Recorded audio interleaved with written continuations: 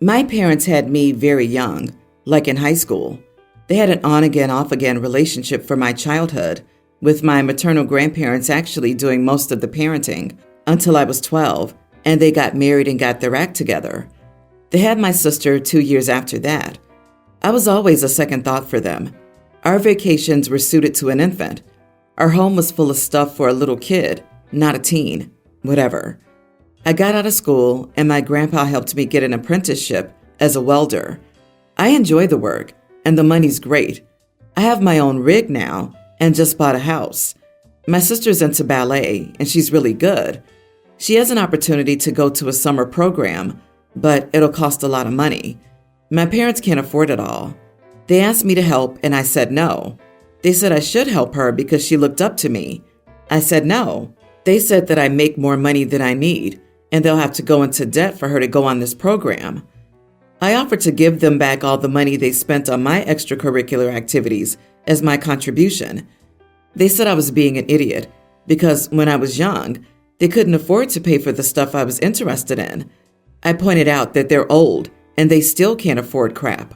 My grandparents said I was too harsh for how I phrased it, but they know that my parents did nothing for me growing up. Am I the idiot? Edit. The training program includes flights and room and board and everything. It was about $20,000. They're asking for $20,000? Are they out of their minds? That's some sugar-free audacity. If you ever wish to gift your sister anything, that's your prerogative, but absolutely 100% not your responsibility. OMG, and then to guilt you for being better off than them? Forget that. Not the idiot. And I'm proud of you. LOL. $20K? What? What kind of school is this? Is it in Paris? They need to stop smoking whatever they're smoking to ask for that amount of cheese. That's what entitled and messed up parents always do. Mine did that. Over-favored spoiled child and neglect the other when we're all in a better place than them. They would guilt us. Right? If little sis was so talented, she'd be getting scholarships. $20K is what you pay when your parents are convinced you're going to be the next Instagram ballerina and they've found some elite program promising to get her there. Your parents can pick up extra jobs, take out a loan, or drop the issue. Such programs are a want, not a need. Exactly. Ballet is extremely expensive to pursue and pays peanuts. Lots of professional ballerinas are being subsidized by their parents, and this is after the pricey tuition for these pre-professional programs, point shoes, costumes, YAGP competitions, etc. Unless your sister is a phenom, in which case she'd be rolling in scholarship offers, there is little to no chance she goes on to have a career if your parents can't afford one summer program. This is to say, if anyone tries to tell you that you're ruining her chance at a professional ballet career by refusing to pay, I assure you that you are not. I offered to give them back all the money they spent on me as my contribution. This made my petty self so freaking happy. I love that response. You offered them nothing because they gave you nothing.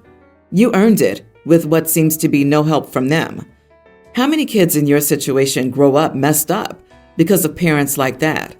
And now they want a handout for getting lucky you weren't messed up? Ha! Good job getting to where you are in life. Support your grandparents as they age. They're the ones who have been there for you. For background, my husband Kyle and I have been married for 3 years, and I'm 5 months pregnant with our first child. He and I are 30 and 29, respectively. Following a head injury he received from a car accident last year, Kyle has epilepsy. He probably has a seizure once every 3 months, even with medication. Yesterday, after I got home from work, I heard Kyle fall in the bathroom, and when I went to check on him, he was seizing. Kyle was working from home when this happened, and his work team had a big project deadline, so he had also been swamped with work. Kyle was feeling super woozy after the seizure, so we decided he needed to take it easy for the rest of the day. At one point, he asked me to get his glasses from his office, which I did. While getting his glasses, I noticed that he had 50+ new messages from various supervisors and coworkers. I didn't read any of them, But when I noticed how many messages were popping in there, I messaged my cousin, one of his bosses, privately and said that while he's fine now, Kyle just had a seizure. He'll probably not be available for the rest of the day. My cousin was understanding and said not to worry about it. When I told Kyle that I messaged my cousin, he was upset with me because he didn't think it was okay for me to message them without telling him first. He yelled at me for crossing a boundary, something he later apologized for. His thinking is that it wasn't my place to message his supervisor because he never told me that it was something I could do for him. I didn't want his coworkers to think that he just went MIA for no reason or that something was seriously wrong with him. But I can see how this might have been overbearing. I apologized to Kyle already for the sake of making peace, and I won't reach out to anyone on his behalf again. I honestly want to know if I was in the wrong here because I didn't have any bad intentions, and I feel like he overreacted. Am I the idiot? You are the idiot. Yes, you should have asked him first if that was something he wanted you to do for him. He may not have been comfortable sharing certain details with your cousin, or just wanted to contact them about it on his own terms. Medical issues are very personal, so taking this upon yourself without permission wasn't your place. There could also very well be an added layer of discomfort here for him due to his boss being family. Although you didn't mean to do anything inappropriate, it's about impact over intent. Perhaps another approach would be, hey, I noticed you're getting a lot of chat messages. Would it be okay to let my cousin know what's happening? People at work may or may not know what's going on, and they may not want to provide the level of information you may have provided. Do you realize that people who just had a seizure are typically not lucid for some time after? Being upset after a seizure is a sign that lucidity hasn't returned. After a seizure, we're much more prone to being upset about things without making any rational, emotional connections to what's happening. The brain is still trying to sort itself out after the electrical storm, and it makes lots of fleeting, mistaken corrections. OP, you are not the idiot. I hope that if something similar happened to me, my husband would speak with my supervisor. They'd be worried sick if I disappeared in the middle of the day. I don't understand the people saying you're the idiot when you're trying to ensure that no one at your husband's job is left high and dry by his sudden disappearance. He wasn't in a position to notify his employers himself, for goodness sake. But do you guys have a plan now for the future? Should it happen again?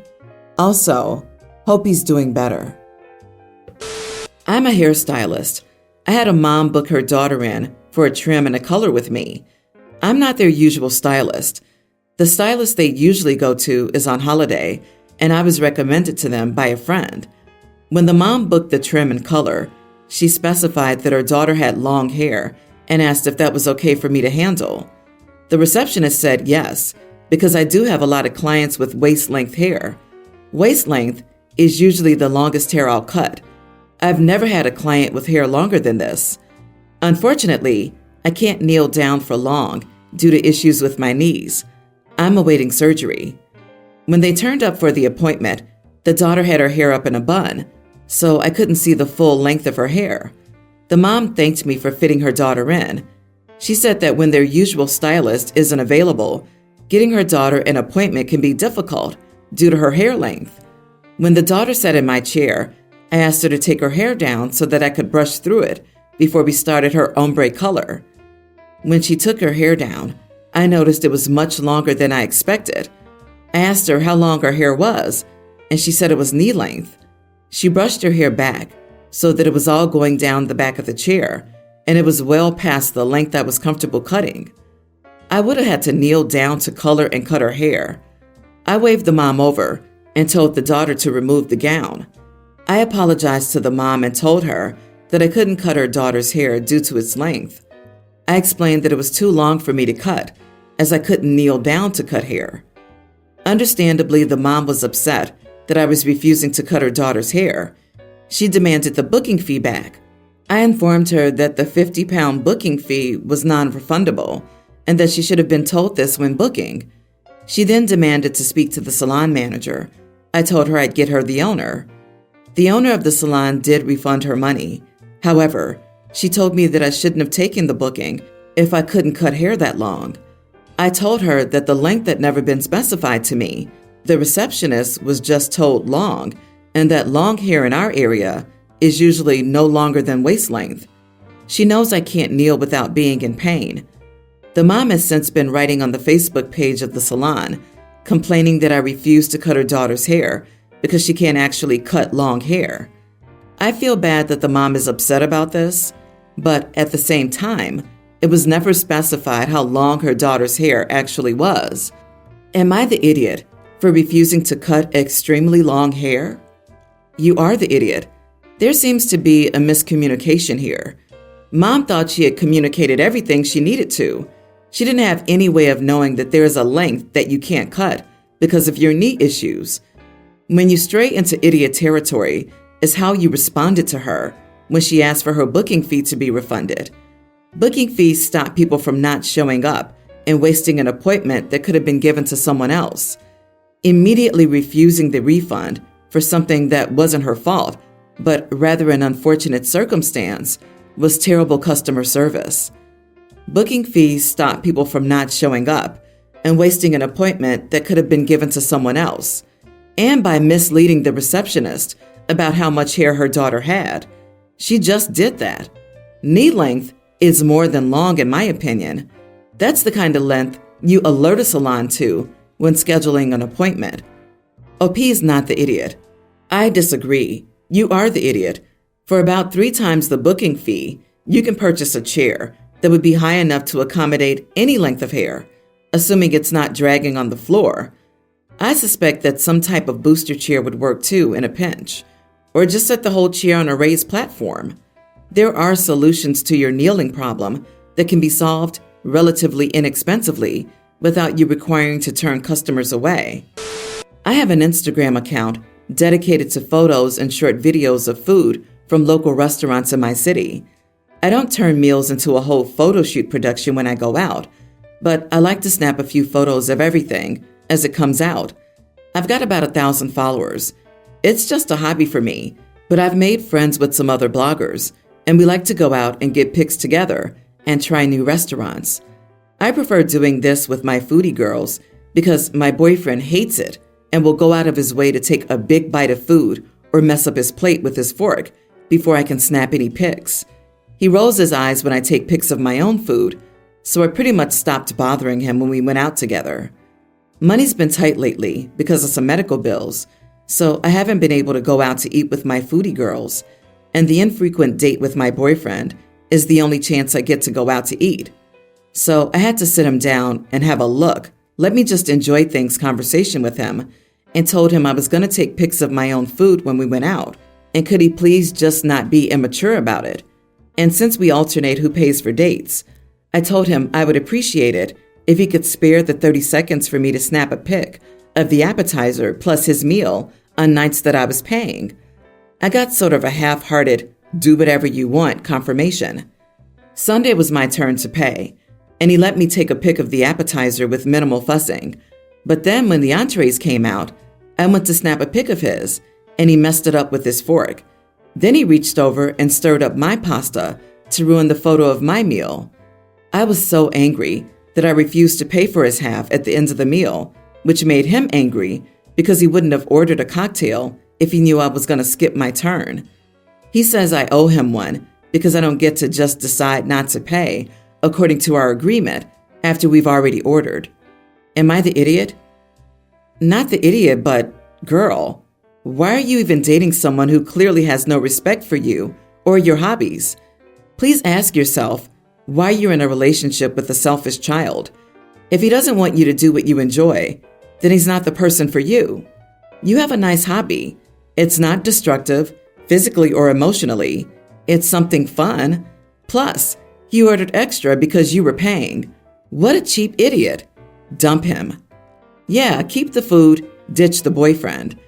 I thought it was a good compromise that he gets to eat his food while you take quick pictures of yours. But why did he have to go out of his way to ruin yours? That's just super immature and petty. No rational person gets this upset about their partner wanting to snap a few quick photos of their dish to the point they intentionally sabotage the photos. I don't get people who go out of their way to actively ruin other people's fun. He totally could have just started to eat his food, but to mess with yours is just not acceptable. I'm in a relationship where my boyfriend goes out of his way to make my sorry butt happy, drives to a special store to get me ice cream, lactose intolerant, starts cooking at 8 p.m. on a Sunday because I'm hungry, etc. I, of course, do stuff for him too, but he's just the best. To me, a relationship has to be being alone. Someone ruining my fun and peace doesn't cut it. So I, 30 female, got married. Yay! It was my dream wedding. Everything went off without a hitch, except for one small thing. My niece's teen dress. It was a white, lacy, knee-length dress. She even wore lace elbow-length gloves. Honestly, it looked just like a wedding dress. I didn't say anything to her or her parents, my brother and sister-in-law, in the moment, and I tried my best to ignore it.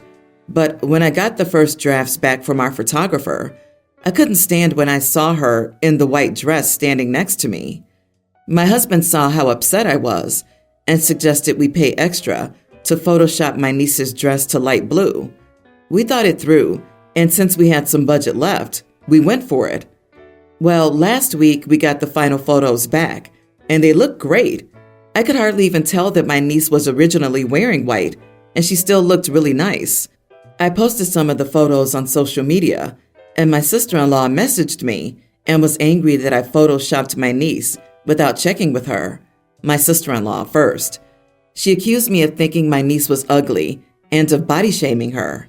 To be clear, I did not have her body photoshopped, only the color of her dress and gloves. I don't think I'm in the wrong, but this situation has been stressing me out. So, am I the idiot? Not the idiot. If she didn't want the dress to be photoshopped, she shouldn't have let her daughter attend a wedding in a lacy white dress. The nerve of that woman. Sister-in-law is ticked. She's probably the one who helped pick the dress and the gloves and encouraged this. Niece may not know, doubtful at her age, but sister-in-law did. Exactly this. Sister-in-law knew that she couldn't wear a white dress to upstage OP without getting side eyes, so she had her 16-year-old daughter wear it so they could plead ignorance. She knows exactly why her daughter's dress was photoshopped, and she's going to pretend she thinks it was her daughter who was photoshopped so that she can pick the fight she always wanted. Sister-in-law thinks she's so clever, but everybody knows. I've heard an excuse for this before that was basically the sister-in-law was super religious and thought it was inappropriate for a non-virgin bride to wear white. She dressed her pure teenage daughters in white to give a middle finger to the floozy bride. Spoiler alert, the daughters weren't virgins either. Absolutely diabolical. I love it. Pretty funny that sister-in-law wanted you to ask permission to Photoshop the picture, but she didn't get your permission for her daughter to wear a wedding dress to your wedding. Considering that it bothered you, I think you handled it as tastefully as possible.